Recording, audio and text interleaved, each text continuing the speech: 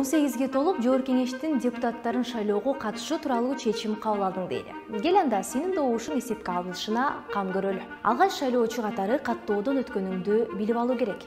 Эгер сен биринчи жолу добуш берип жатсаң же жакынкы убактарда жашаган жериңди өзгөртсөң, бул өтө маанилүү. Эгерде шайлоо күнү чет өлкөдө болсоң да добуш бере аласың. Ал үчүн алгач консулдукта каттоого туруп, биометрикалык маалыматтарды тапшырышың керек. Өзүңдү шайлоочулардын тизмесинен шайлоо чекит gov.chekit kg сайтынан тактап алууга болот. Аты жөнүңдү сайтка киргизсең, система тизмеде бар экениңди жана кайсы шайлоо участогунда добуш берүү керектигин айтып берет. Эгерде маалымат аныкталбаса, анда жакынкы шайлоо участкасына баруу керек. Адатта алар жашаган жериңден алыс эмес, мектеп, университет же бекемелердин имаратында жайгашкан.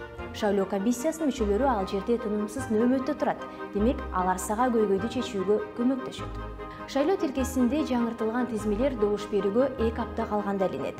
Бул аралыкта шайлоо участогуна барып, өзүңдү тизмеден текшеришиң керек. Эң башкысы, кимге добуш берериңди аныкта. Ал үчүн бардык талапкерлерди талдап, партиялардын программасында эмне сунуштар бар жана эмнени өзгөрткүсү келээрин байка. Кайсы убадаларын аткарышарын жана кайсынысы үгү тураны эле болуп каларын да билип ал. Андан кийин гана оңдогон партиялардын жана талапкерлердин ишинен критикалык ой жүгүртүү менен позициясы сага жакынын, сенин кызыкчылыгыңды коргой турганын тандоого болот. Эгерде эч кимиси купулга толбосо, шайлоого барбай коюуга негиз жок. Баарына каршы добуш берсең болот жана ал добушуңда эсепке алынат. Сенин тандооң кандай гана болбосун, добуш берүүнүн жалпы жыйынтыгына таасир этерин эстен чыгарба. Андыктан бул маселеге жоопкерчилик менен мамиле кыл.